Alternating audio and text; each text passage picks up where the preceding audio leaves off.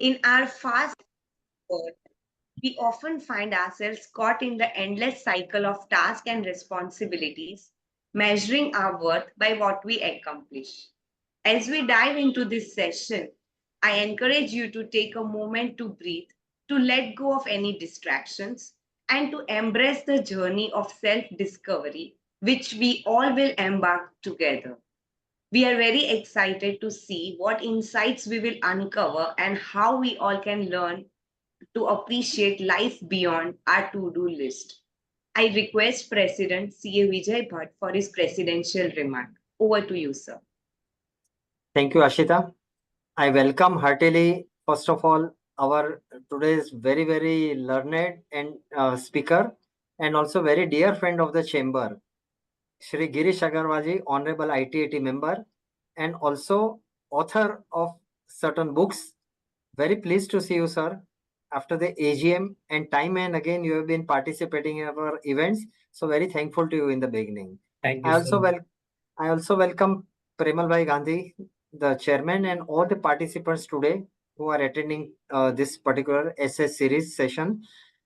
Very glad that after our tax season, the membership and public relations committee has organized this particular series so that we all come out of our stress of last maybe couple of months.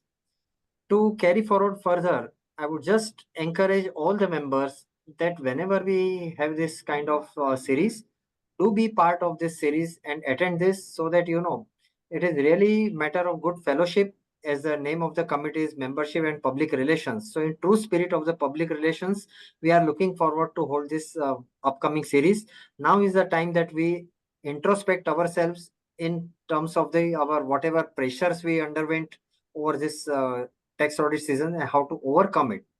And today we have none other than Girish Agarwalji, as I mentioned, who will lead us to this his very beautiful talk, which several times some of us have opportunity to listen to him. So today is one such opportunity he has given to us. Very thankful to you, Girishji. I'll not take much of the time between the speaker and all the audience today. So over back to Ashita for further proceedings. Thank you, sir. I request our chairman, C.A. Premal Gandhi, for his remarks. Sir, over to you. Thank you so much, Ashita, and thank you, Girish, sir, for coming in, for giving us your insights one more time after the AGM. I mean, it's been a pleasure hosting you. Thank you, Vijay Bhai, for your insights and putting your today's topic to the order. So, as you rightly mentioned, we just finished probably the busy season, as they call, which encompasses about 3 odd months plus. And therefore, we could not have thought of a better topic for just completing the busy season, where we were probably only focused in doing things rather than even thinking of anything apart from doing. So to that extent, I will say that today's topic by and large encompasses from that aspect only, where ideally we can do much more if we think. But obviously, during that period of the busy season, we unfortunately can't think or spend time in thinking, but be busy in doing things. But obviously, inner peace can only come when we have time and to think, and that's when the actual productivity and much better things can happen. And obviously, relationships, spending time for relationships as well as development can take place only when we have inner peace. And to that extent, I will say that it is obviously we have to now practically have the 9 months to be doing, as Sir says, being rather than doing now. And therefore, this we should actually learn from our learned speaker how to utilize this time in being rather than going into the doing mode, or before we go into the doing mode next year again. So thank you, sir. And we definitely would like to hear from you more rather than from me. And therefore, I would love to hand over the proceedings to Ashita so that she can stand up. Over to you, Ashita. Thank you, Premal sir. It's my proud privilege today to introduce such a dynamic speaker. Girish Agrawal ji, born on 29 December 1973 at Indore. He has to his accolade qualification of MCOM, LLB, FCA, ACS, and DISA. He joined government service on 30th December 21 and is presently posted in Mumbai. He is about to due to retire on 29 December 2025. He's been appointed as an accountant member at Kolkata benches. Did his schooling at Satya Sai School Indore and was awarded gold medal for model size student. He secured second rank in Indore University in commerce graduation. He completed his chartered accountancy qualifications in November 1996 exam at age of 23. Also, he completed company secretary course in 1997 and is an associate member of ICSI. In the later part of his career, he pursued law and completed LLB in 2018. During practice, he had excellent exposure to diverse work areas like direct tax litigation representation at high courts and ITAT benches, transfer pricing services, income tax search and survey matters, company law matters, corporate mentoring, business solution, and management consulting. Apart from this, he is also authored a book called There Is Always a Door, released in December 2023. A tech-savvy and committed professional, he has many honors to credentials, including being an executive member of the Direct Tax Committee of Chamber of Tax Consultants, Mumbai, and BCAS core group in the past. He has held post of honorary secretary in tax bar at Tribunal, Indore, and founder member of core group of Academy of Indore Marathoners. He was awarded 100% Leo Club president from Lions International USA, captained Madhya Pradesh under 19 years state football team in national school games at Shillong, Meghalaya. He has completed 21 kilometers half marathon at Mumbai Marathon in 13, 14, 16 and several others at Delhi, Kolkata, Bhopal. He's completed brevet of 200 kilometers cycling in November 2016 in 12 hours. Regularly contributed articles and gave lectures at various professional forums and journals and has been an active member of AIFTP, BCA, CTC, IMA to name a few. With such a dynamic introduction, I welcome you, sir, to our session. The session is all yours. Over to you. Thank you. Thank you so much, Ashita, for your kind gesture. Very respected and very dear Vijay Bhai. I would call Vijay Bhai rather than a very formal address. Absolutely. Part of my home ground, I would say. Please, please. President of Chamber of Tax Consultant, Chairman SAS Premal Gandhi ji, Premal Bhai, and Vice Chairman Ashita, and all other participants of this gathering. To start with, I would just say, doing nothing, grass grows all over the earth on its own. Then why the man, the greatest of all the creations, struggles for its growth? That's the moot question that we need to address in next 1 hour, 1.5 hours that we have. That has been the lingering point where we need to understand grass growing on its own all across the earth without any effort. And man, the most or the greatest creation of this planet, this universe, is struggling for its own growth.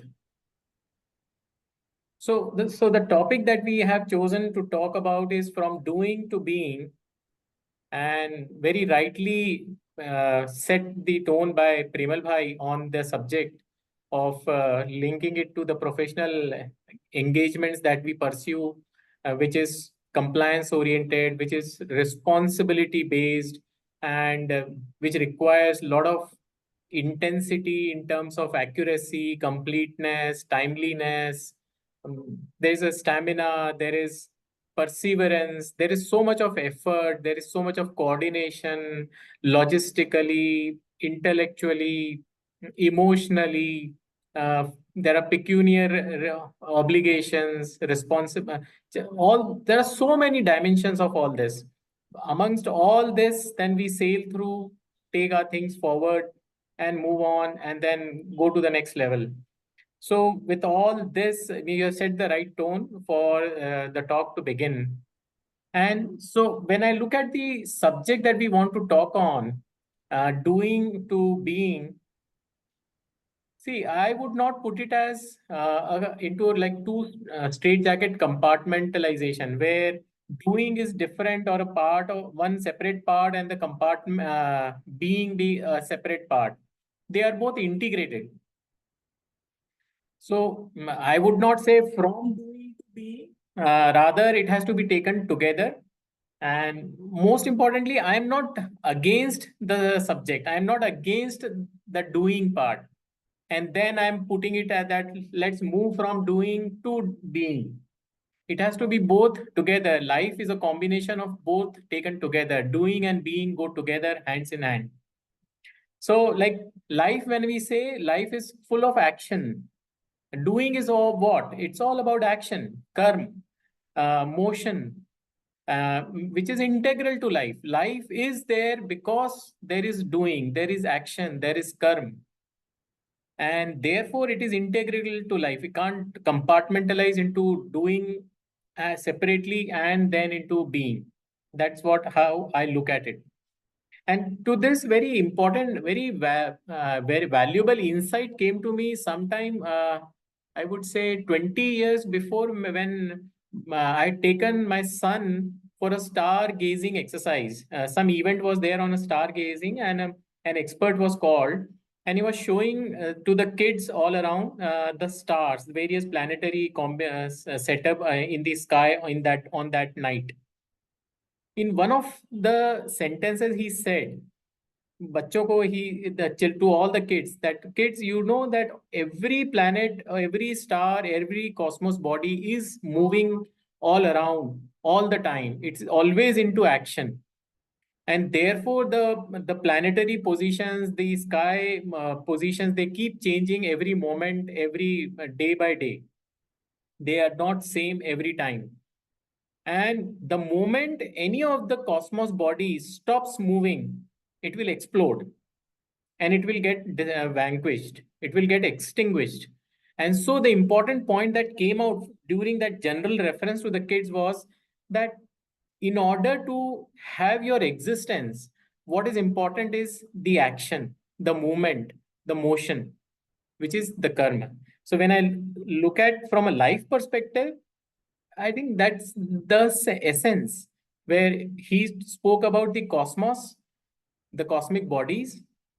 It actually in 100% in totality applies to our own life, where the life has to be always into action, motion, movements, taking things forward. And therefore, doing is so integral to our life. Now, how do we relate to our own life when we are always into doing? We are always required to be into doing. But then at the same time, there has to be a balance in terms of whatever I'm doing, I'm aware of it, I'm enjoying it, I am able to understand where are my areas of improvement, where are my strengths, where are my weaknesses, and all those things. So then two perspectives or two aspects come out of this. One is the success part, and the second is the happiness part. Success, because when we look at doing or any action, we always look out for a result, what ultimately we are going to achieve out of it. So when we are doing, we are into an audit assignment, we want to accomplish that, get the filing done by 30th September, not looking into the extended date. So 30th September is the date where I want to upload and get the filing done, get a confirmation that yes, my submissions are done and acknowledged. So that is the objective of my doing. And when I say that I've achieved it, then I am successful in doing all my audits, all my clienteles are happy, and I am able to complete on time without any kind of penal consequences. So that is what gives me a success factor, a success story, that, okay, this season, this year, I've been able to do 10 on 10. So success is all about doings, or doing is related to consequent to success. So greater the intensity of my doings, bigger is my success. How intensely I am into my doings, it could be anything, professional thing, personal things, on health front, on family front, on social front, whatever I'm doing, the intensity, more the intensity, bigger is the success. Usain Bolt running 100-meter sprint, the intensity with which he has been running, and Olympic after Olympic, if he is winning, the intensity demonstrates the success that he has achieved. Contrary to this, happiness is all about our state of being, which is the second part of the subject. So happiness is directly linked to your state of being. It is how I am, how we are in the moment, in the presence, in the present. So for happiness, the depth is required. Deeper is our being. Deeper I am into the moment. In this session, if I'm reading a book, or if I'm listening to a song, or if I'm talking to anyone, or I'm having I'm watching a movie, deeper is my being in that moment, in that presence, then greater is my happiness. So success requires intensity, being requires the depth of being in that state. So if I put it in a one single sentence, then success in big things and happiness in small things. To understand it in a simple term and to keep it in mind. And then when I look for success, then certainly the success stories have to be huge, larger than life.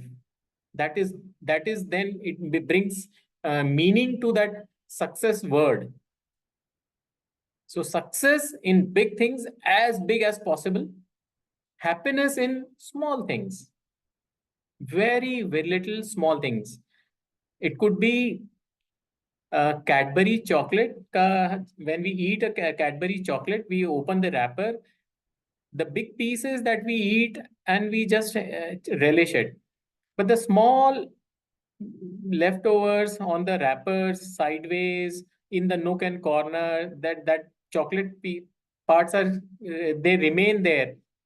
The ultimate joy, the enjoyment that comes from the chocolate is from scratching out all those small corners and nooks, and then maybe using our tongue, using our nails to scrap it out, and then have a taste of it. Though it would not bring so much of taste on the tongue as compared to the larger piece, but then the happiness that small scratches brings is humongous, is uncomparable. So the happiness is in small things and success is in big things. And so therefore, these two have to be integrated together. We need both the smalls and the bigs. Bigs for the success and the smalls for the happiness.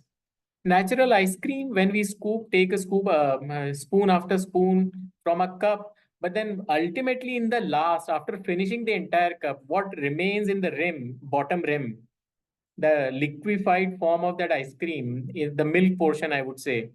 Still, we want to just somehow to the last, or not even a drop, it would be a very small portion of drop that we would like to lick. And that gives so much of happiness. So that success and happiness taken together, it's an integrated package then. And therefore, what we need to look for is being happily successful. There are people who are happy. There are people who are successful.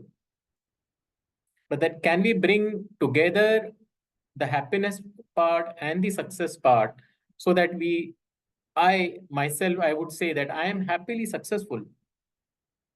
That's the challenge life poses before us, to bring the two together and then let us allow us to say that I am happily successful.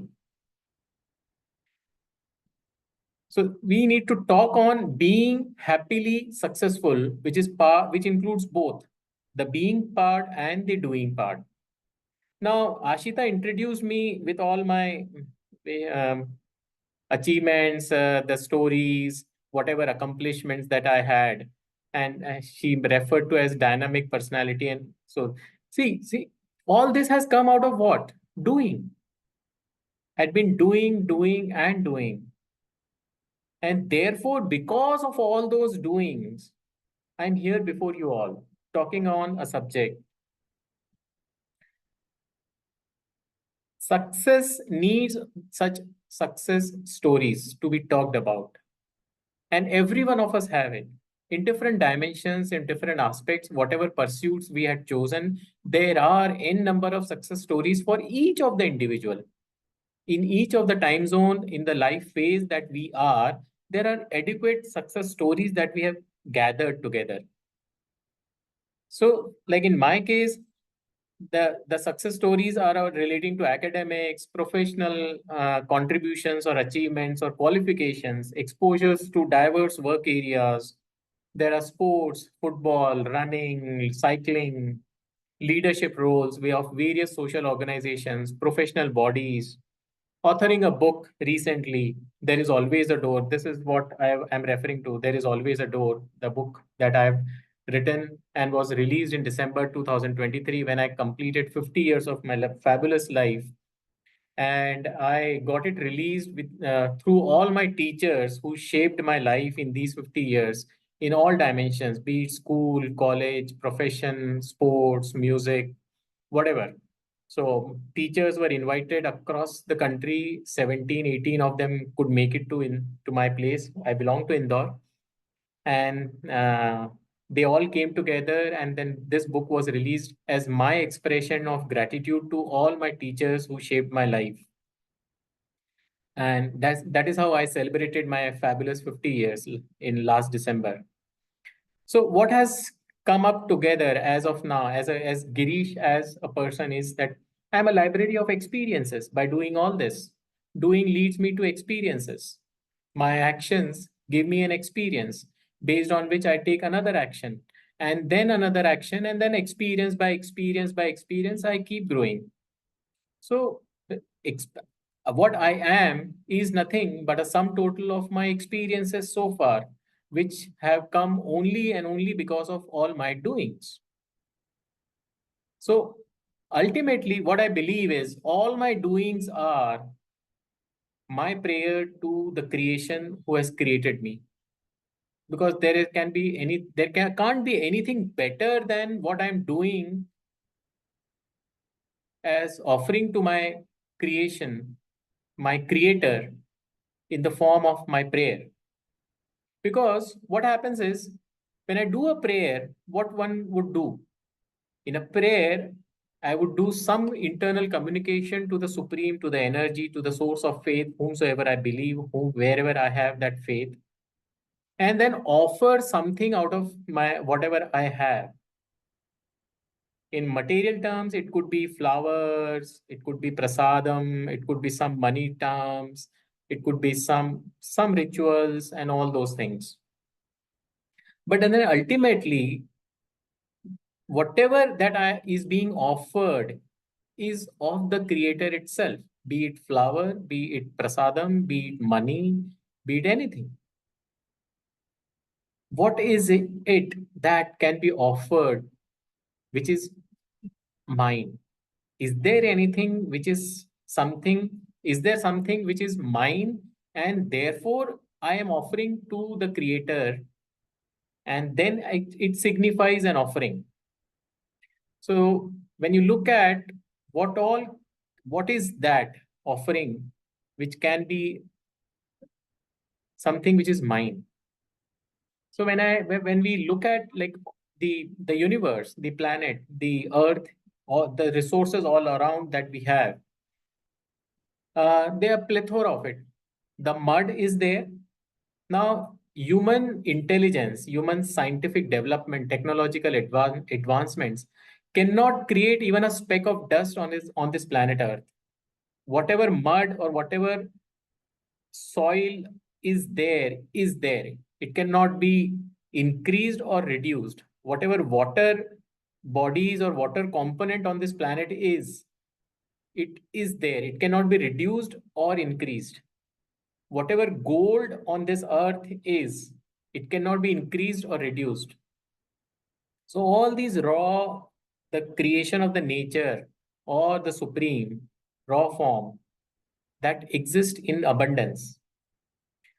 What I can do out of my doing, out of my work, out of my engagement is I can convert that natural thing, gold, out of my labor into an ornament. A mud or clay into a pot, pottery items, minerals like iron ore into steel. So what essentially is the natural resources plus the labor that is mine taken together can be offered to the creator. So ultimately the offer that can be given to the creator is the work component, the labor component, the doing part of me, the action, the karma, the motion, the movement. So that component, because the raw form, ultimately gold is of the creator only, but the conversion of gold into ornament and then offering it to my Lord with a feeling that whatever I could do best to the gold in creating the best, most beautiful ornament out of it is a true offering to my Lord.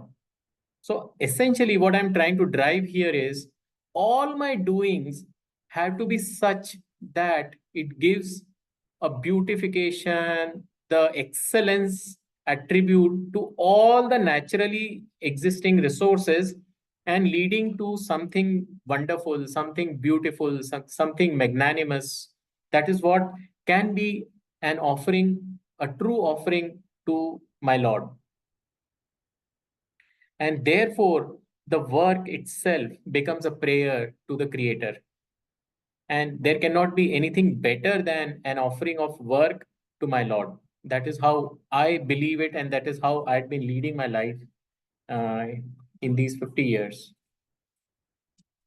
So the moot point that comes in here is, are my doings burden unto me or my celebrations? Are these doings leading to celebrate me, my life, or they are becoming burden on me? Doing an audit assignment or getting into the time pressure, that difficult chase of client coming at the late hours, not giving the details, and then trying to complete it within time, owning up the responsibility. Is it really a celebration for me when I accomplish it, or is it a burden for me? Is that doing part? This is the moot point that we need to understand, and then see how we deal with it. So then, like in RRCs or in various forums, we try to understand the topic or the subject or a paper by posing several posers, and then try to deliberate and understand. So I would try and pose several posers on the doing element, and then we'll see how we understand them by answering those posers. So the first poser could be, are my doing expression of my strength or reflecting weakness? That's the first poser that I pose before the audience. My doing, is it a strength for me or reflecting my weakness? Like in a traffic jam. While I was coming from my office, I got stuck because of rain at some place or near Opera House and was getting late. So, or in a local train when I'm jammed up with big crowd, where when we breathe also, then we know the breathing of the other person. It's kind of that crowded place. So in those moments, how is my doing? How is my composure? How I'm dealing with those situations?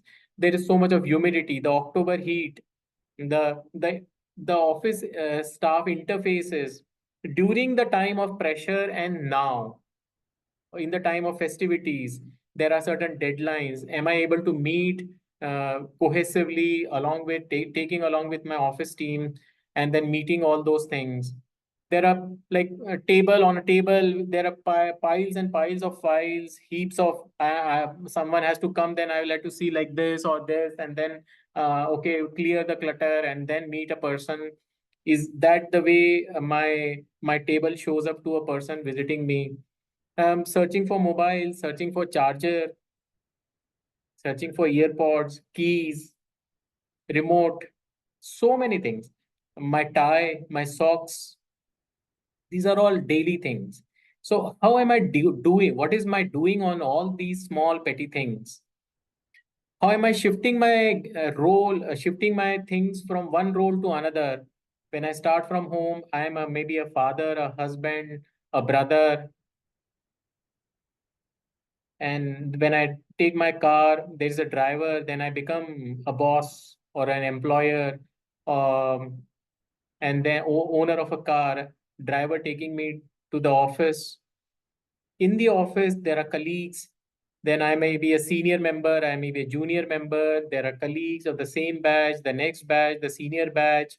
My relation with my senior secretary, uh, changing the roles every time, every moment. There is a same person playing a different role with different personalities, different engagements, different interfaces. Walking the aisle, in the airport, so in the mall, uh, between the same professional fraternity. So are all my doings, how am I doing in those areas, interfaces? Are they reflecting my strength? Am I getting frustrated? Am I getting perturbed? Am I getting disturbed in all those situations to reflect my weaknesses?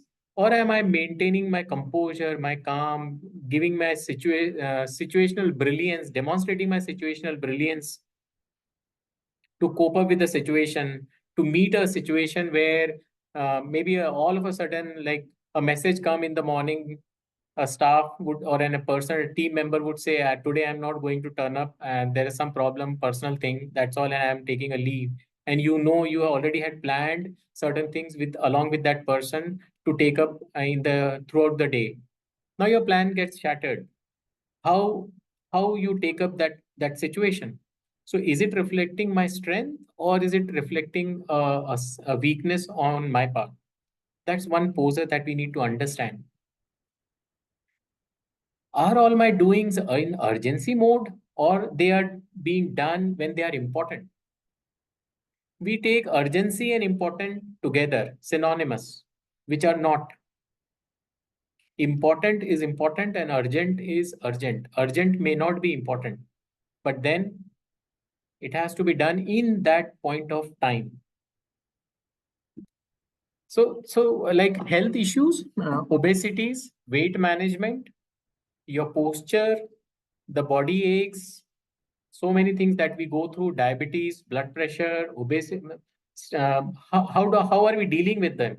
Are we maintaining the health when it is important to maintain the health, or we are looking for or concerned about health when it has become urgent? That's the poser that needs to be understand. When the time has already gone and now maybe there is a situation where a stent has to be put in, some surgery is required, some maintenance is required, uh, could be on, like now, no more sweets, enough of sweets, weight management leading to knee problems, cardiovascular issues, so many things. So how do we lead such situations too? Are we taking care of them when they are important? When we understand that every day some workout, some physical activity is important thing, or we just letting go, continue the way we are, 8 hours of sitting, 10 hours or 12 hours of continuous sitting on the chair, doing table work, static way of life. In car, we go again, every time it's all sitting, sitting and sitting on the chair. Are we aware of what we are doing? Is it being done in a mode that with an understanding, is it important to take care of my health, or when an urgency arises, then I become aware of it. Parenting, same issues. Are we involved with our children the way we need to be as parents in different phases of their life? In the present time, where if I look at my age, I'm with my children. I have only one son. It's an adolescent age, a youth. He's now 21, 22. So how am I interacting with him? Or I am engaged into my own things and let him grow the way he is growing, and then later on take certain corrective actions, or be some, not necessary that always it would be negative thing only. It can be always a positive thing also. But then if it is positive thing, then I missed on celebration. If it's a negative, then I had to make extra effort to bring a correction. So I missed on the celebration part if it's a positive thing. So it cannot come back. So am I leading to the things when they are important, or then ultimately moving into the urgency mode? The time, the communication that is happening with the children in this phase of life. See, you need to be a friends to them. You need to understand them in their time frame, in terms of their aspirations, their technological involvements, their social peer pressure that they go through to create an identity of themselves. Can I become a role model to them without always putting a nagging them, talking to them, telling them, say, do this, do that, no on that, yes on that.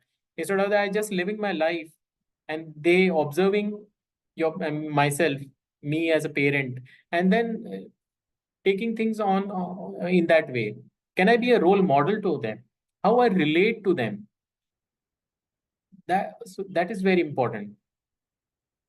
On a professional front, again, how do I am preparing my cases for my appeals, for my audits, for my consultations? How am I updating my knowledge in terms of daily new things that are coming up technologically, professionally, socially? How my billing is, my cash flow management. Have I raised all the bills that have to be raised by for the work that has been done by 30th of September? That's very important. Or am I okay? We'll do it. हो जाएगा, करेंगे. Is that the attitude? And then we'll end up into cash flow crisis or managing at the last stage. So all those things that need to be understood, where all are my doings in an urgency mode, or when I'm doing when they are important.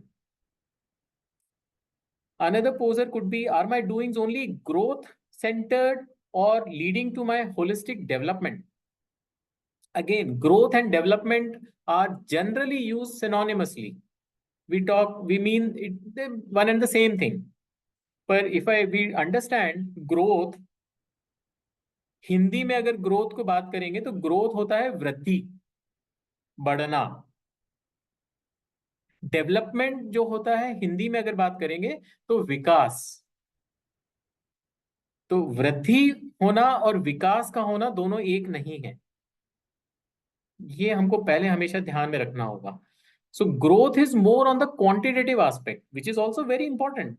My number of audits, my number of clients, my team size, my office area, my engagements are increasing the number in terms of number. But at the same time, there is a development in terms of how with minimal effort I am able to deliver the things efficiently, effectively. So minimal efforts and maximum results is on the development part. But then having more and more of such things is on the growth part. So how are my doings? Am I only targeted to the quantity side, where I'm just adding on to the numbers? This year I'm at 10 crores. Next year I'm at 150, say 50 crores. Third year I'm at 100 crores. But then a time comes when everything gets crashed, because the scale that I'm trying to achieve, at the same time, I need to develop myself to handle that scale in terms of resource management, the technology, infrastructure, processes. So how are my doings? Are they growth centered, or they are leading me to my holistic development. As a country, when we look at it, 10 years down the line, we were 1.25 billion. Today, we are 1.5 billion. So there is a growth in terms of numbers. And yet the number has grown, but we are still a developing country. We haven't yet developed. We always call ourselves India a developing country. And we are going to get developed,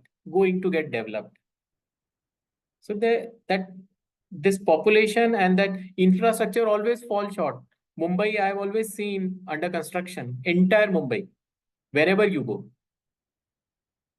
It's always under construction, and it's whatever gets constructed is falling short. So the growth and the development, they have to match. There has to be a balance. The quality dimension and the quantity dimension has to be struck in terms of balance.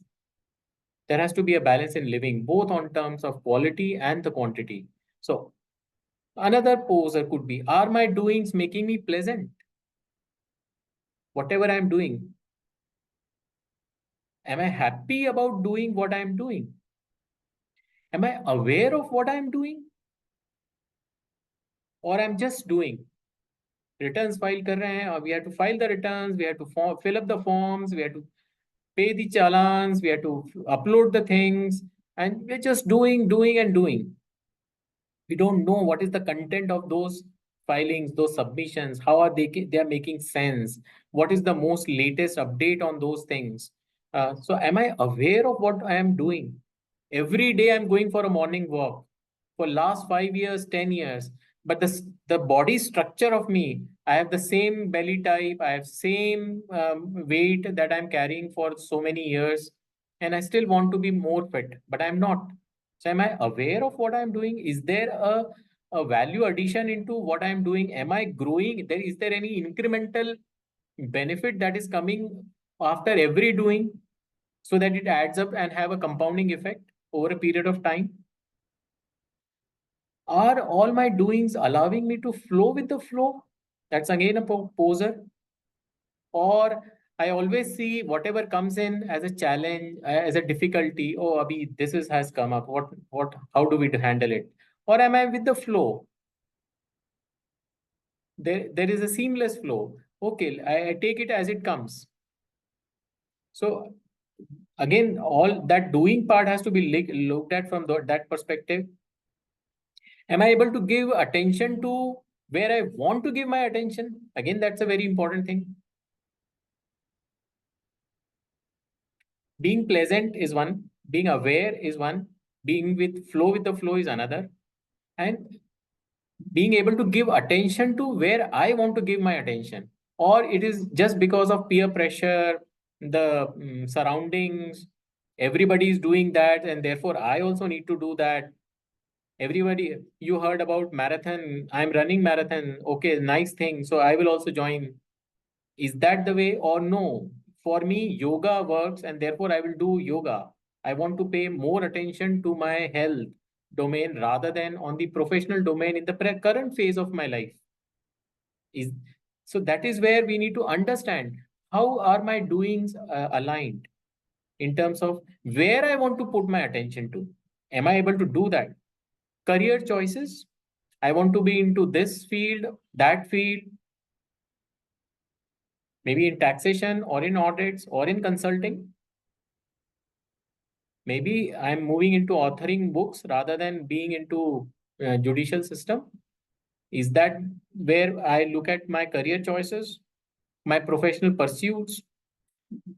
What is my bucket list where I want to do this, do that? Everyone, this is a very current term that we now use. My bucket list has this. So am I able to create a bucket list with where I want to have put my attention to? I want to go for a solo trip. Can I do that? Am I able to give my time, effort, and attention to planning for a solo trip? Could be anything. List of my hobbies that I want to pursue. I want to listen to good music, certain specific music, not the anyone that is coming up on FM radio, so and so channel. No, So that attention part is very important.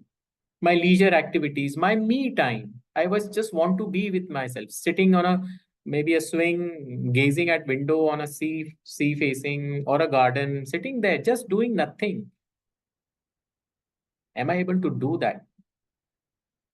Are these doings making me accept my differences? There has to be an acceptance to, okay, I don't agree with this. I don't have this. I want to do that, but then I can't. I don't. Am I able to reconcile my differences on so many dimensions? And then sit with it, understand it, and then figure out, okay, this is what I am.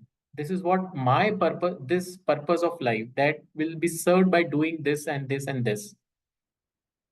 My individuality, my uniqueness. What is each one of us? One is unique. Each one of us. What Vijay Bhai can do in Antakshari is unique to Vijay Bhai.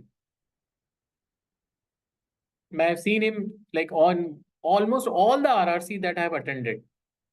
I've always known him for with that my image in is Antakshari man. Phenomenal. The energy, the enthusiasm, the creativity, that's the uniqueness. That's the individuality that he brings to his doing. That is what we need to understand. Are my doings then bringing out these differences, that reconciling this, making me individual where, okay, see, there is a paradoxical approach. We want to be in the social frame because we believe that we are a social animal. We want to be in the society. We can't be in isolation. But within the society, within the crowd, within the group, we want to stand apart. Therefore, nice dressing, nice suits, different tie, different combination, different frames, different watches, different shoes, different styles. Why? The reason is I want to portray my uniqueness, that I am different, but then I want to be in the group. But within the group, I am different. I have my own individuality. I have my own uniqueness, and I'm different from you. That's what I want to establish. So how are my doings on all these aspects? So several posers that I've posed, and I've tried to confuse as many things on as possible. So ultimately, what needs to be brought to our doings is the moot point. What needs to be brought to all of our doings to answer all these things? I have no specific answer to it. The way I have lived my life on so many dimensions: academics, professional, social, sports, leadership, whatever. I would try and figure it out of my own experiential living, which I have captured in this book. Also, there is always a door, where from all these things I could figure out 3-4 points, where 3-4 major titles where we can get answers to all these posers, and then integrate my doing with being part, to understand the being part, and then take it as an integrated package for the life ahead. So the first and the foremost thing comes to my mind is where, see, there is no struggle. First of all, there's no struggle. On 30th September, before 12, until that notification came, and even if it had come, we were not aware of that it had come. It had come 2-3 days before, I think 28th of September, Sunday. Otherwise, it used to come always on the last date, in the last moment. Until that time, were we struggling to complete the thing, or we were striving to get the things done? So there is a difference between the usage of the word struggle as compared to the use of the word strive. Struggle would always connote a kind of a negative attribute, where there is a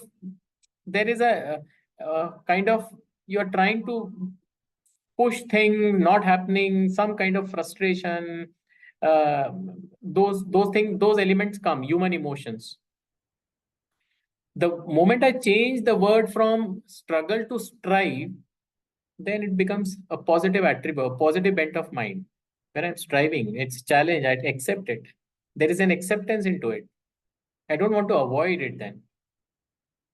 Then ego plays into that in a positive way. That, okay, I'm striving for it and I want to achieve it. So what I want to say here is, in life, there is no struggle. There is only striving. Mumbai is a city of glamour, Bollywood, so many things happening. So many people come here to build, fulfill their dreams. Bollywood actors, and they have come. Now, we commonly say, use the word that वो struggle करके यहाँ तक आया है. Nobody was struggling. Everybody was trying or was striving to achieve what one wanted to achieve. And they strived and they got it. Some did not get it because there were some misalignments. They could succeed, but they succeeded in something else. The striving led them to something else. Why there is, in nature itself, there is no struggle. When in my opening statement, when I say the grass grows without any hindrances on its own, where is the struggle for a grass to grow? When I sow a seed in a pot under the mud, is the seed struggling to sprout? Or there is a striving for the seed to sprout and become a sapling and then grow into a full-fledged tree? From a seed to a tree, is there a struggle for the entire life, or is it a striving? If this perspective changes, the whole outlook to the life changes. The whole approach of every doing changes.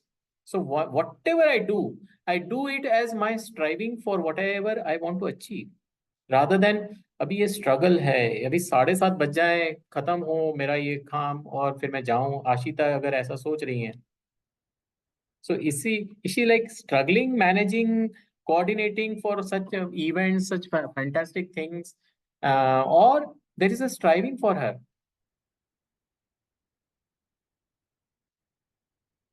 So that is what we need to look at, where there is no struggle. Now, what happens is, all my transformations, my growth, my development require a transition phase. That transition phase is a difficult phase. Example, if we take it, say caterpillar becoming a butterfly has to go through a cocoon phase. Now that cocoon phase is a transition phase, and that transition is a challenging phase. And there, if we take it as a struggle or we take it as a striving, makes the difference. In a struggle, we may give up if certain negative human emotions overpower that situation. Or if we take it as striving, then with a positive bent of mind, we sail through that transition phase, because all transition phases are difficult phases. Even like going from office to home in the evening time in a traffic jam, we always feel that once I reach home, it will be good. Means that is the transition phase from point A to reaching to point B. And therefore, that transition in the traffic jam, that transition phase becomes a difficult period.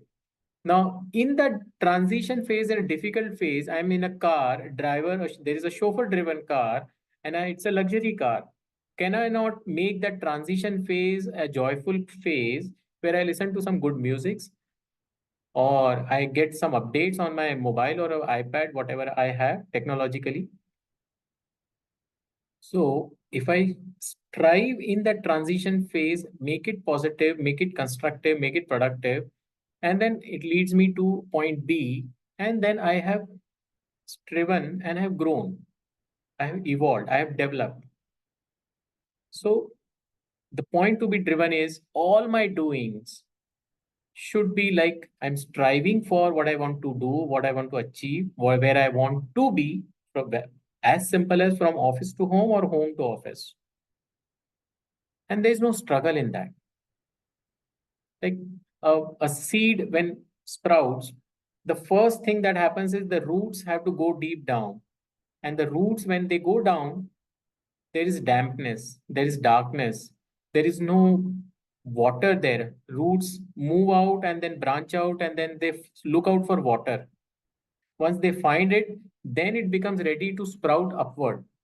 So what is important is the work internal, the inside part has to work hard and go deep, look at the environment, understand it, and then make things conducive for the outward manifestation, which is nothing but a sapling which grows into a tree. So what the world looks out at in the form of a success is the tree that has taken a very beautiful shape. But what has gone in is the root, the work and the effort of the roots, which have traveled far deeper, scattered places, and found the nourishment, the resources, minerals, and then fed to the tree, and which has blossomed in a beautiful tree. So it's all part of the striving, and there's no struggle in the nature anywhere. So that's one part. Second very important thing is the mindset, how I'm taking up the things. The biggest challenge here is we are so conditioned in our living, so conditioned. Anything you think of, we always look at in a very straightjacket thing. It could be as simple as serving a water. We would serve a water in a glass. Guest may need it. Guest may need only a 2 sip of water, not full glass. The water gets wasted.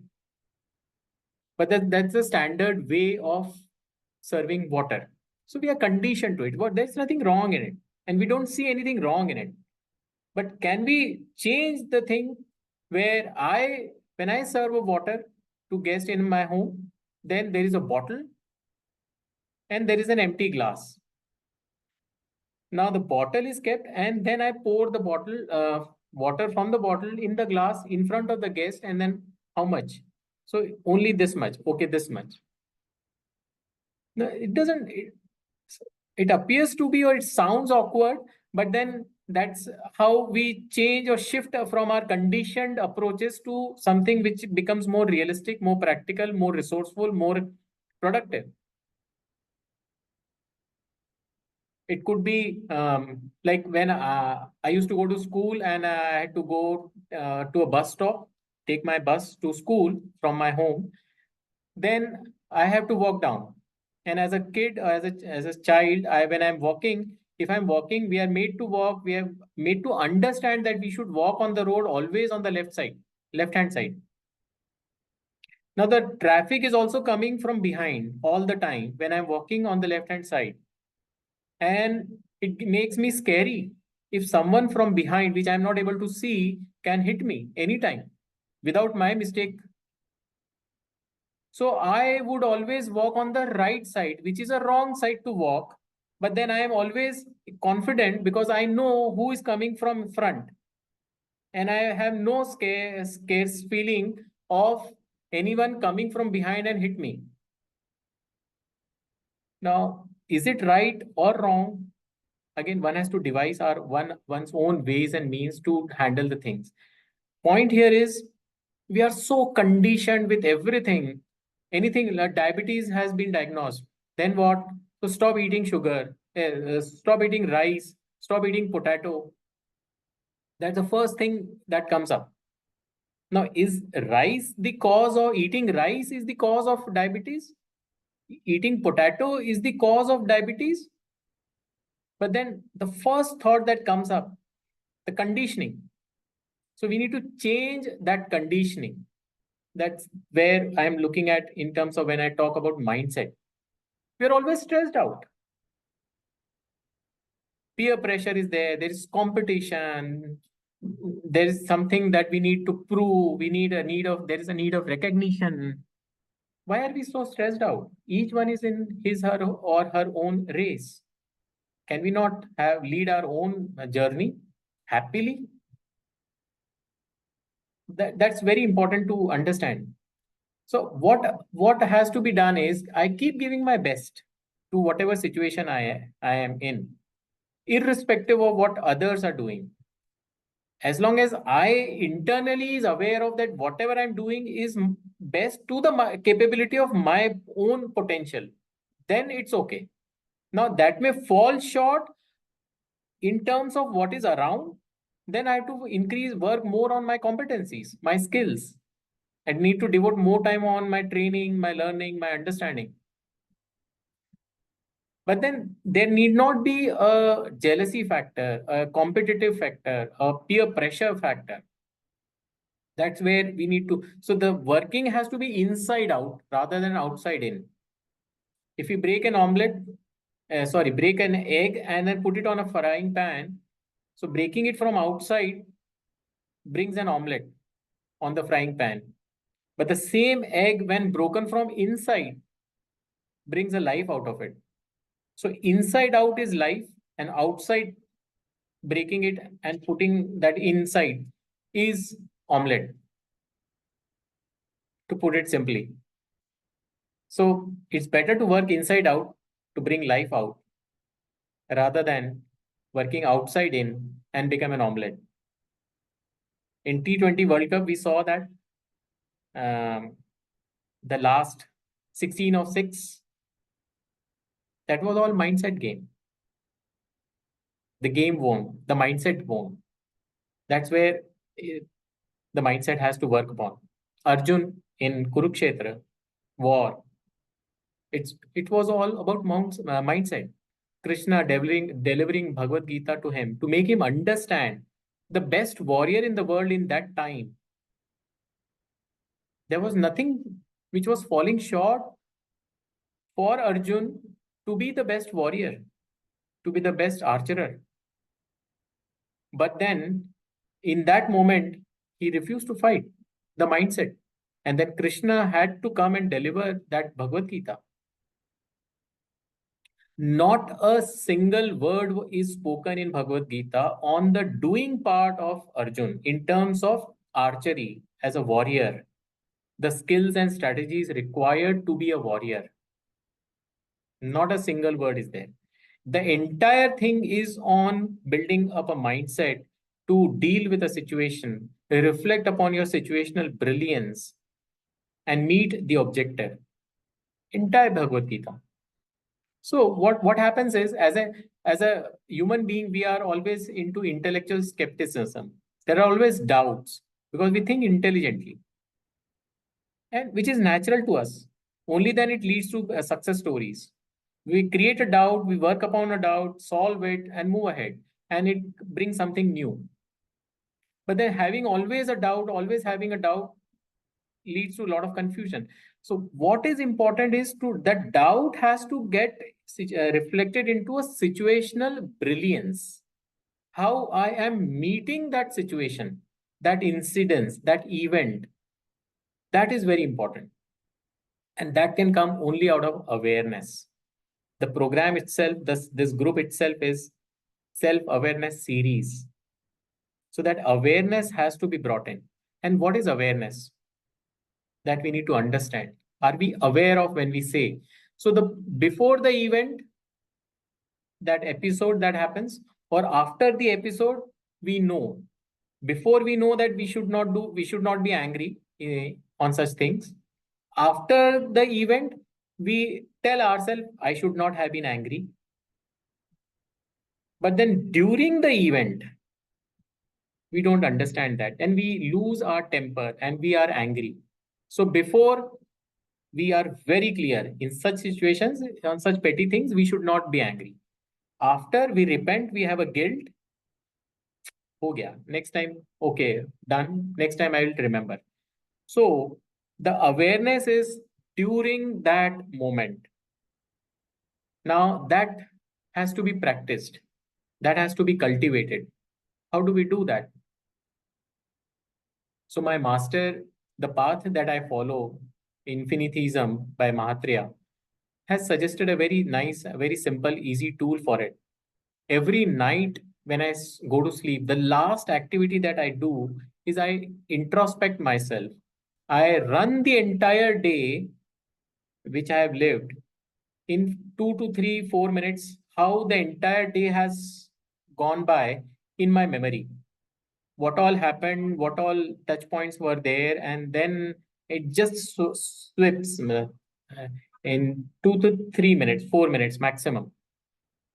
In those moments, I come to know that I should have done this, I should not have done that, I did something very good, because internally when I'm running that, I catch hold of those points where those are positive also and negatives also. And when this keeps on happening, the subconscious gradually understands internally that these things are to be done and these things are not to be done. So it's a simple tool where we introspect ourselves, we run the day in 2 to 3 minutes before sleeping, and then it brings a lot of awareness on our daily activities, how we are doing. So the second was mindset. Third is the bringing process excellence into whatever we are doing. Process excellence is very important. The best part is the design of life is everyone can do it. Everyone can be great. Everyone can be Arjun. But then everyone won't be. Because everyone who fought the war, everyone was not Arjun, but everyone could have been Arjun. But then everyone has to strive to be Arjun. That's very important. In a Indian cricket team, there is Virat Kohli, there has been Sachin Tendulkar. Everyone cannot be Virat Kohli or Sachin Tendulkar or MS Dhoni, but then everyone strives to be of that that level. That is important. Striving is very important, that I reach to that level of Sachin Tendulkar or Virat Kohli or MS Dhoni.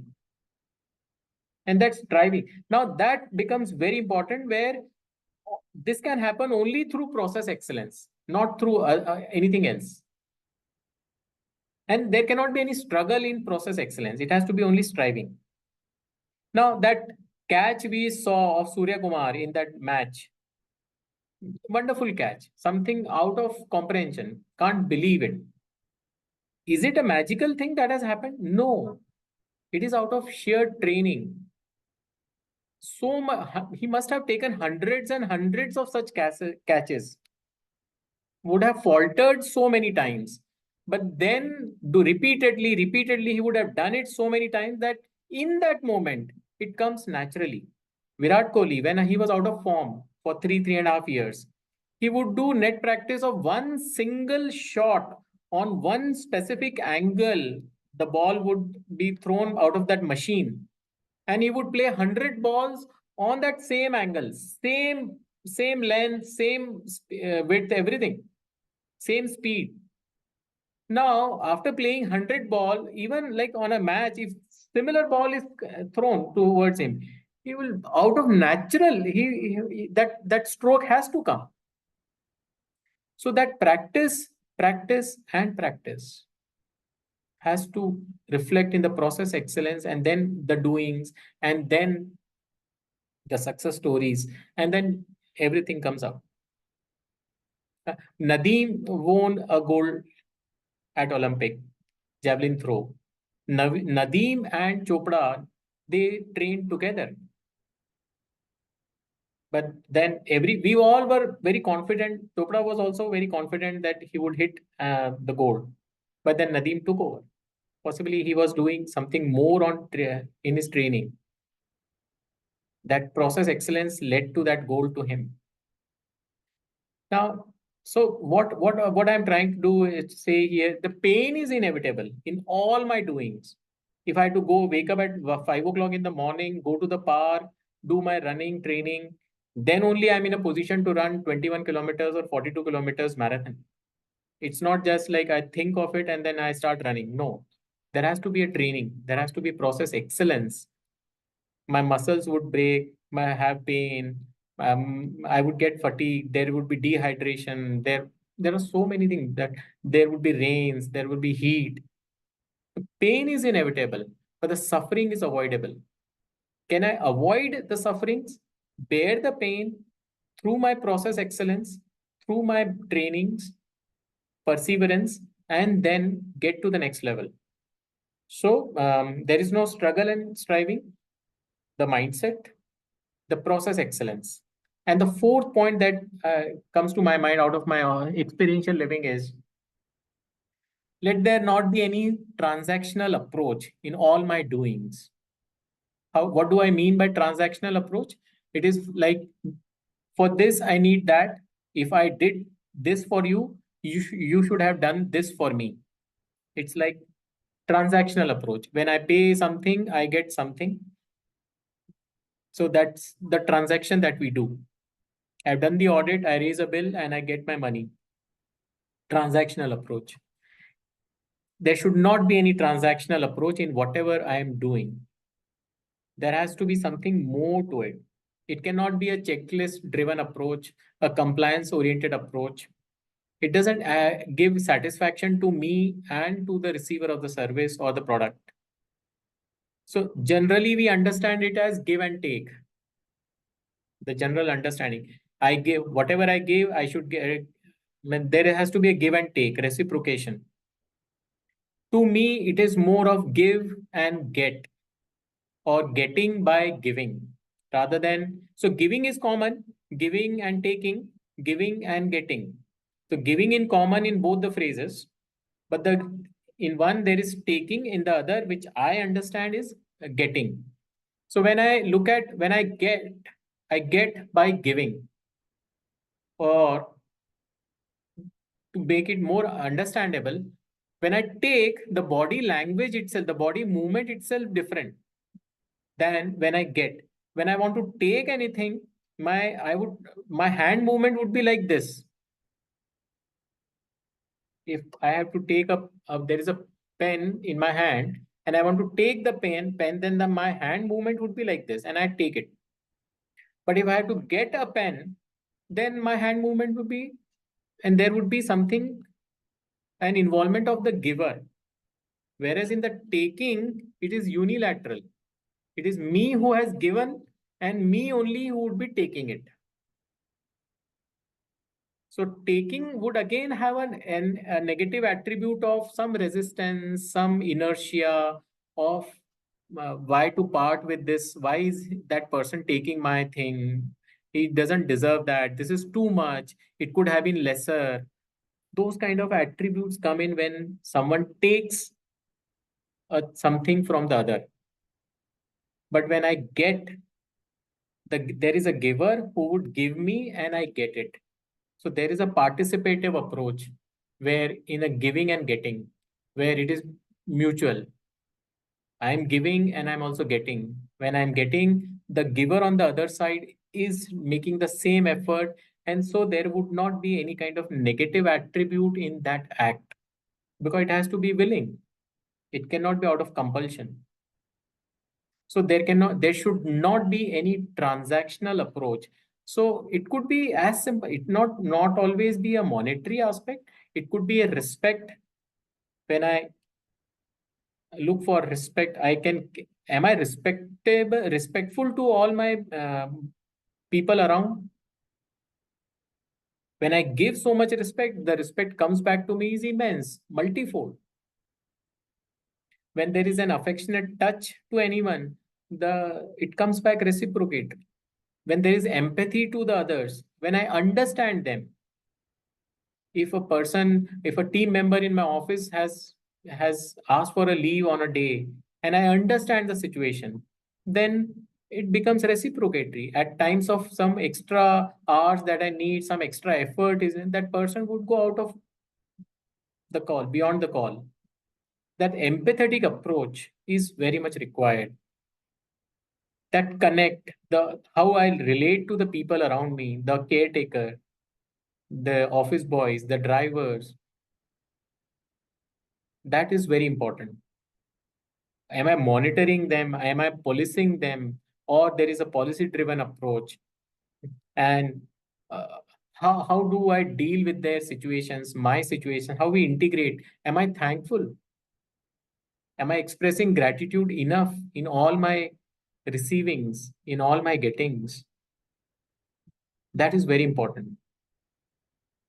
Let there not be any mechanical approach. Let there be so much of indulgence. Let there be intensity. Let there be involvement. All that is equal, integrated approach. Not that I'm mechanical, isolated. I've done my job. I've filed your audit report, or I paid your salary. This is enough.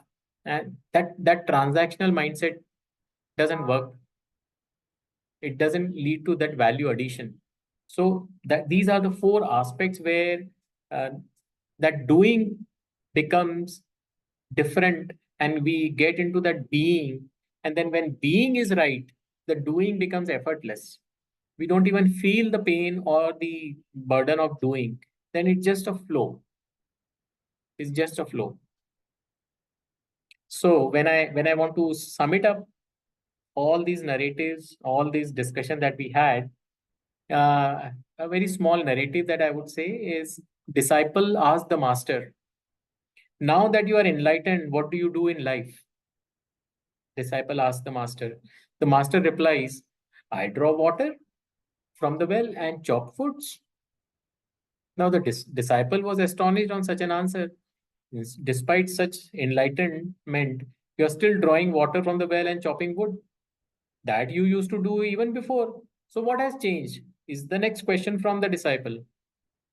Now the master says, there is no change in my actions, but the quality with which I do all my actions and perform my actions has completely changed.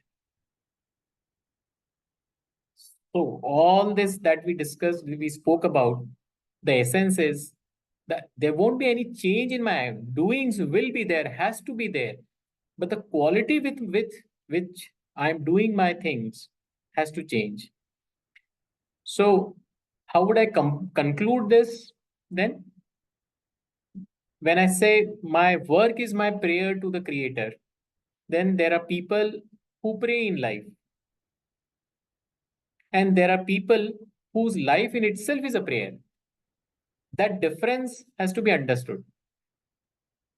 And therefore, that let that work, that doing become such that the life itself becomes a prayer to the God. And that's what I wish all of you, the entire forum, that through your intense doing and the right being, we are all led to higher, deeper, and beyond. That's what I would urge all of you to. And I would like to conclude my talk on this. And I thank all of you to have me in, listen to me so patiently, and loving you all so much. In case we have any questions, we can discuss on those things and understand if we have some answers on that. Otherwise, I think I have done my part. Thank you so much. Very much thankful to you, Girish sir, for your insight and absolutely very clear manner in which you made this session very interesting. Thank you so much. Thank you. Really insightful, sir.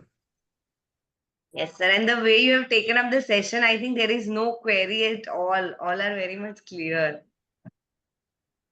See, no queries are only in two situations: when one has understood everything or one has not understood anything.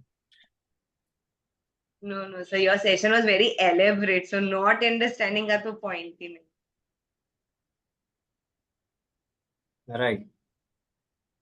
So obviously, we are going to take much more advantage of your future meetings also, which we are obviously looking forward. Yeah. Anytime. I'm always delighted to be part of any of the event or activity. Whatever support is required, I'm always available. Sir, a participant has raised his hands. Okay. I'm not able to see.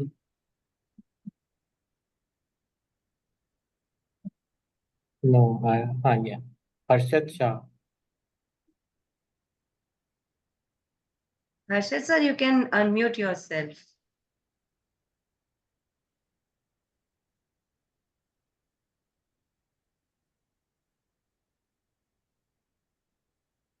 Yes, Harshad Shah. You are not audible. Harshad bhai, you are not audible.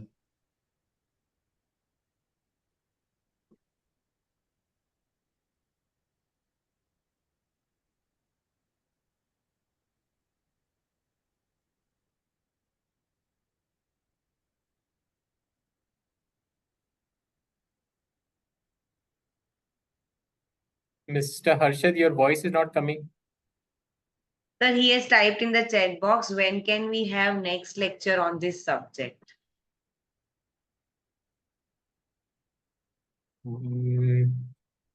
Is it like you have not understood this part and you wanted another one?